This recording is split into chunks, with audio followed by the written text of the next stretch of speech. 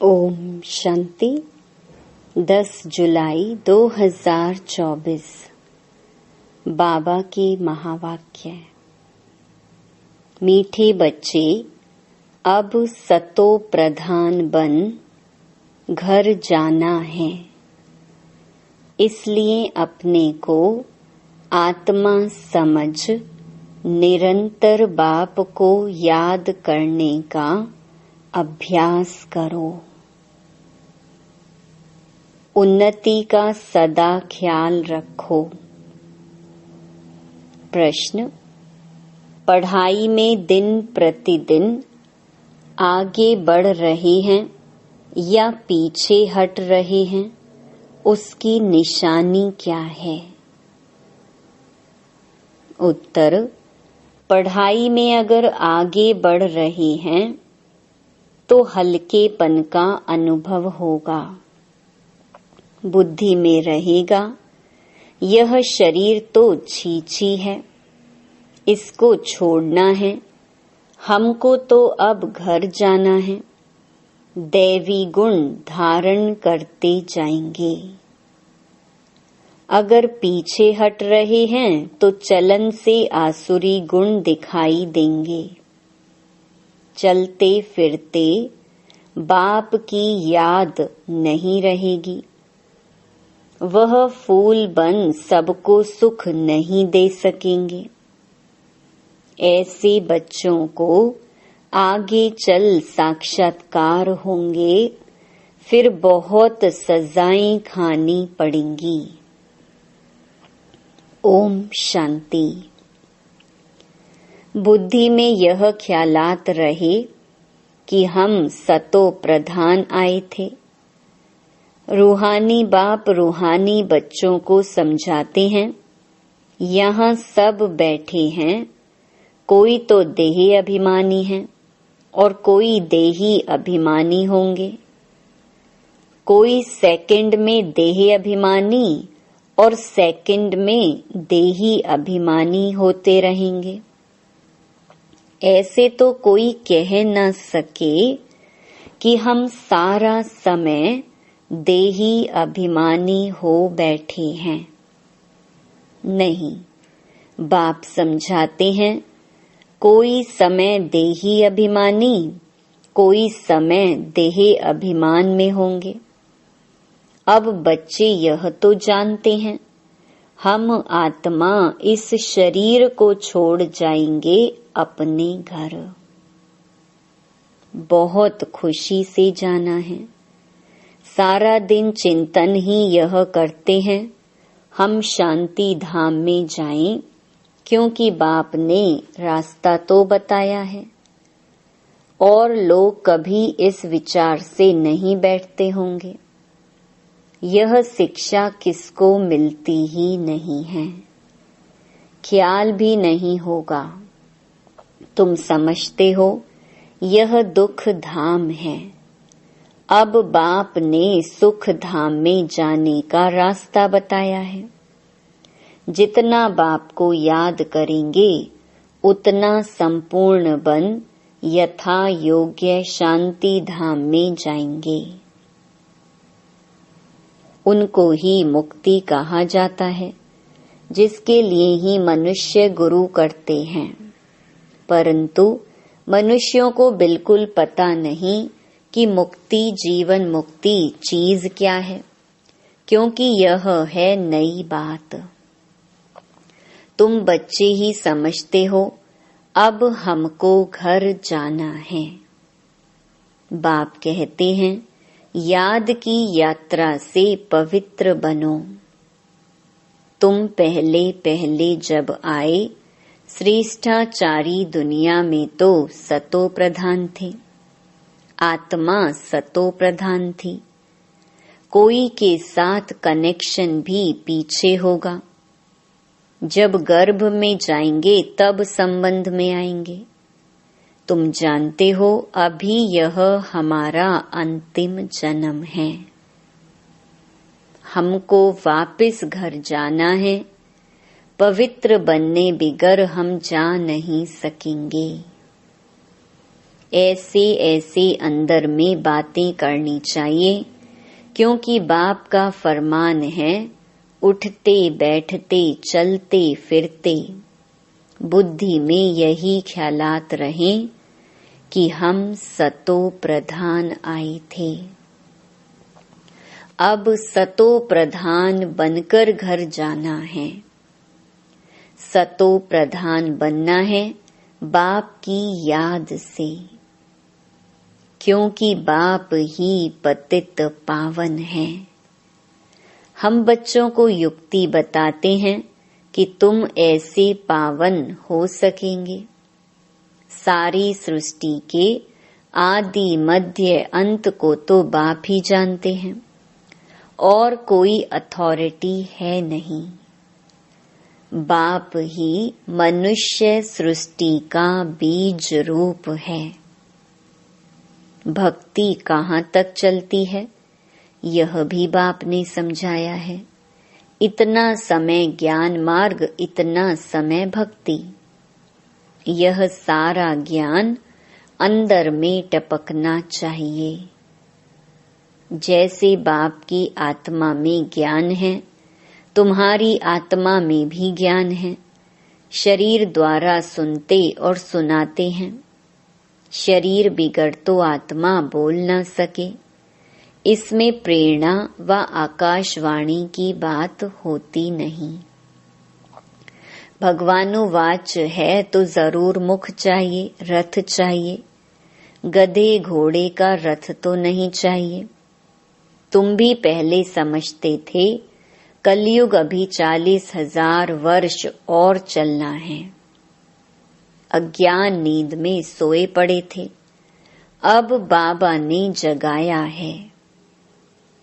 तुम भी अज्ञान में थे, अब ज्ञान मिला है। अज्ञान कहा जाता है भक्ति को। अब तुम बच्चों को यह ख्याल करना है, हम अपनी उन्नति कैसे करें, ऊंच पद कैसे पाएं, अपने घर जाकर फिर नई राजधानी में आकर ऊंच मर्तबा पाएं।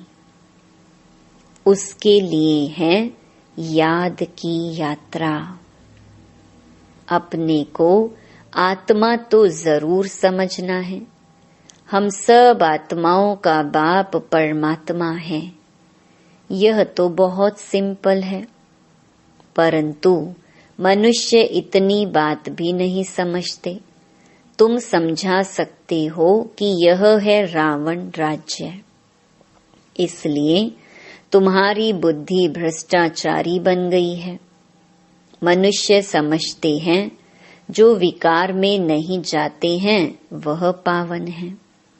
जैसे सन्यासी हैं, बाप कहते हैं वह तो अल्प काल के लिए पावन बनते हैं। दुनिया तो फिर भी पतित है ना। पावन दुनिया है ही सतयुग। पतित दुनिया में सतयुग जैसा पावन कोई हो नहीं सकता। वहां तो रावण राज्य ही नहीं, विकार की बात ही नहीं, तो चक्कर लगाते घूमते फिरते बुद्धि में यह चिंतन रहना चाहिए। बाबा में यह ज्ञान है ना। ज्ञान सागर है तो जरूर ज्ञान टपकता होगा। तुम भी ज्ञान सागर से निकली हुई नदियां हो। वह तो एवर सागर ही है। तुम एवर सागर नहीं हो।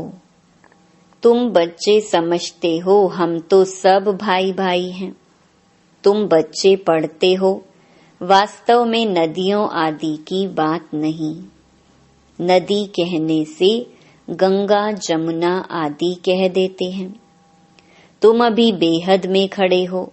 हम सब आत्माएं एक बाप के बच्चे भाई भाई हैं। अभी हमें वापस घर जाना है, जहां से आकर शरीर रूपी तख्त पर विराजमान होते हैं। बहुत छोटी आत्मा है, साक्षात्कार होने से समझ न सकी। आत्मा निकलती है तो कभी कहते हैं माथे से निकली, आँखों से, मुख से निकली, मुख खुल जाता है, आत्मा शरीर छोड़ चली जाती है तो शरीर जड़ हो जाता है। यह ज्ञान है। स्टूडेंट की बुद्धि में सारा दिन पढ़ाई रहती है। तुम्हारे भी सारा दिन पढ़ाई के ही ख्यालात चलने चाहिए। अच्छे अच्छे स्टूडेंट के हाथ में सदैव कोई न कोई किताब रहती है, पढ़ते रहते हैं। बाप कहते हैं तुम्हारा यह अंतिम जन्म है। सारा चक्कर लगाकर अंत में आए हो तो बुद्धि में यही सिमरण रहना चाहिए। धारणा कर औरों को समझाना चाहिए। कोई को तो धारणा होती ही नहीं। स्कूल में भी नंबरवार स्टूडेंट होते हैं, सब्जेक्ट भी बहुत होती हैं। यहाँ तो सब्जेक्ट एक ही है, देवता बनना है। यही पढ़ाई का चिंतन चलता रहे। ऐसे नहीं पढ़ाई भूल जाएं, बाकी और ख्यालात चलते रहें। धंधे वाला होगा, अपने धंधे के ही ख्यालात में लगा रहेगा। स्टूडेंट पढ़ाई में ही लगा रहेगा। तुम बच्चों को भी अपनी पढ़ाई में रहना है। कल एक निमंत्रण पत्र आया था इंटरनेशनल योग कॉन्फ्रेंस का। तुम उन्हों को लिख सकते हो। तुम्हारा तो यह है हठ योग। इसकी एम ऑब्जेक्ट क्या है? इससे फायदा क्या होता है? हम तो राजयोग सीख रहे हैं। परम पिता परमात्मा जो ज्ञान सागर है, वह रचयिता हमको अपना और रचना का ज्ञान सुनाते हैं। अब हमको वापस घर जाना है। मन मना भव, यह है हमारा मंत्र। हम बाप को और बाप द्वारा जो वर्षा मिलता है उसको याद करते हैं। तुम यह हठ योग आदि करते आए हो, इसकी एम ऑब्जेक्ट क्या है?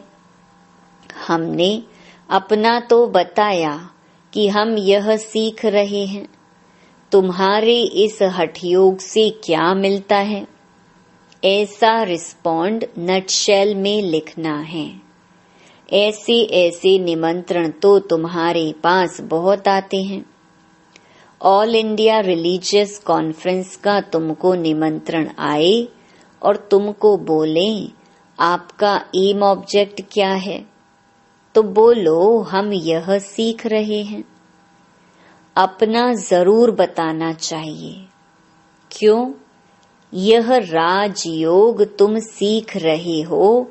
बोलो हम यह पढ़ रहे हैं। हमको पढ़ाने वाला भगवान है। हम सब ब्रदर्स हैं। हम अपने को आत्मा समझते हैं। बेहद का बाप कहते हैं अपने को आत्मा समझ मामेकम याद करो तो तुम्हारे पाप कट जाएंगे। ऐसी ऐसी लिखत बहुत अच्छी रीति छपाकर रख दो। फिर जहाँ जहाँ कॉन्फ्रेंस आदि हो वहाँ भेज दो। कहेंगे यह तो बहुत अच्छे कायदे की बात सीखते हैं। इस राजयोग से राजाओं का राजा विश्व का मालिक बनते हैं। हर 5000 वर्ष बाद हम देवता बनते हैं, फिर मनुष्य बनते हैं। ऐसे ऐसे विचार सागर मंथन कर फर्स्ट क्लास लिखत बनानी चाहिए। उद्देश्य तुमसे पूछ सकते हैं तो यह छपा हुआ रखा हो। हमारी एम ऑब्जेक्ट यह है। ऐसे लिखने से टेम्पटेशन होगी। इसमें कोई हठ योग व शास्त्रार्थ करने की बात नहीं। उनको शास्त्रार्थ का भी कितना अहंकार रहता है। वे अपने को शास्त्रों की अथॉरिटी समझते हैं। वास्तव में तो वह पुजारी हैं। अथॉरिटी तो पूज्य को कहेंगे, पुजारी को क्या कहेंगे? तो यह क्लियर कर लिखना चाहिए हम क्या सीखते हैं। बीके का नाम तो मशहूर हो गया है।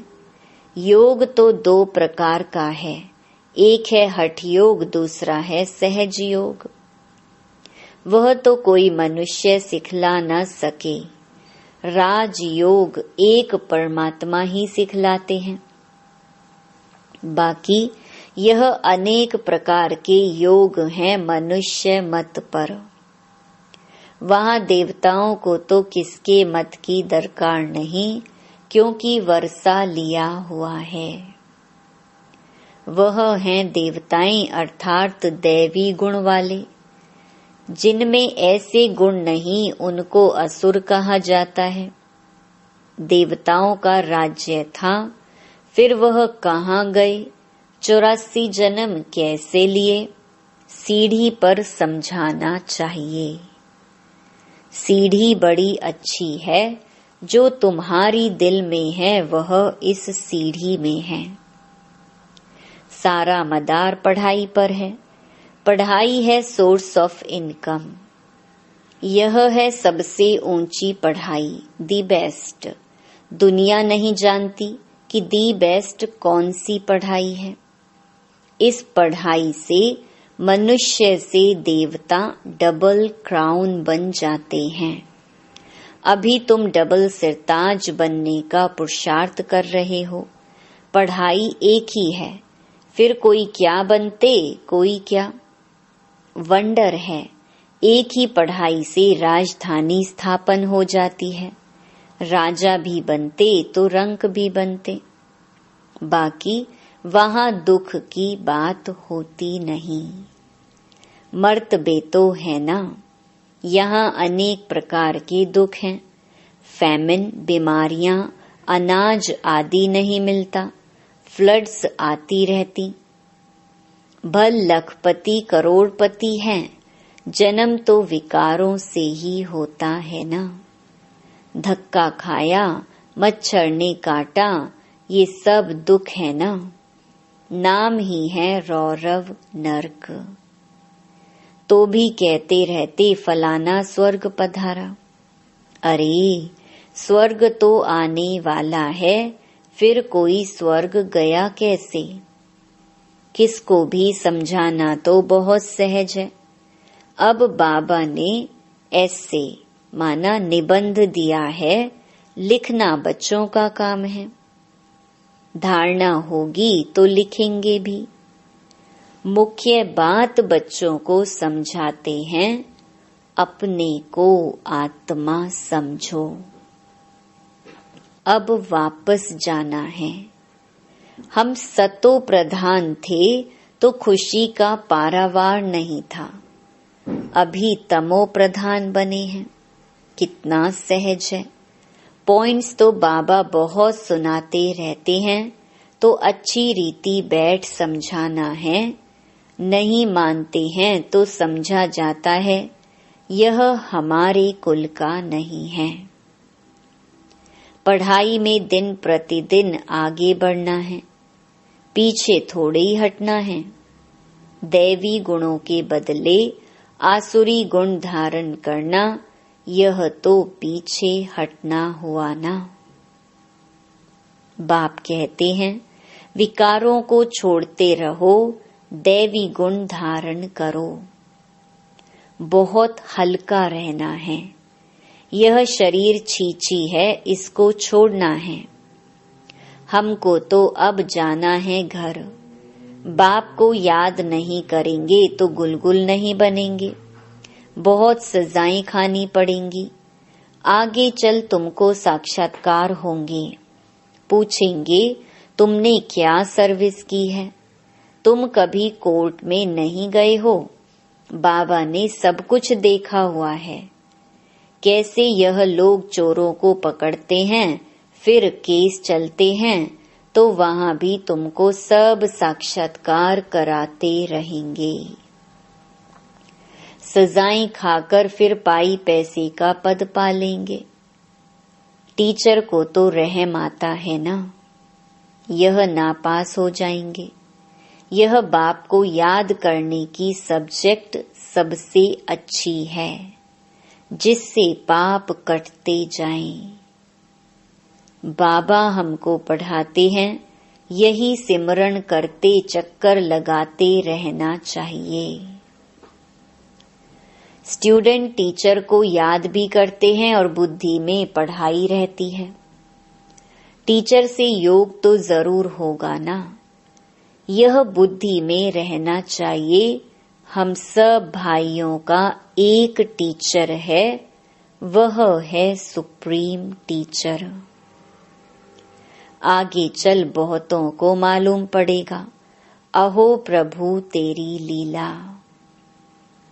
महिमा करके मरेंगे, परंतु पा तो कुछ नहीं सकेंगे। देही अभिमान में आने से ही उल्टे काम करते हैं। देही अभिमानी होने से अच्छा काम करेंगे। बाप कहते हैं, अब तुम्हारी वानप्रस्थ अवस्था है, वापिस जाना ही पड़ेगा।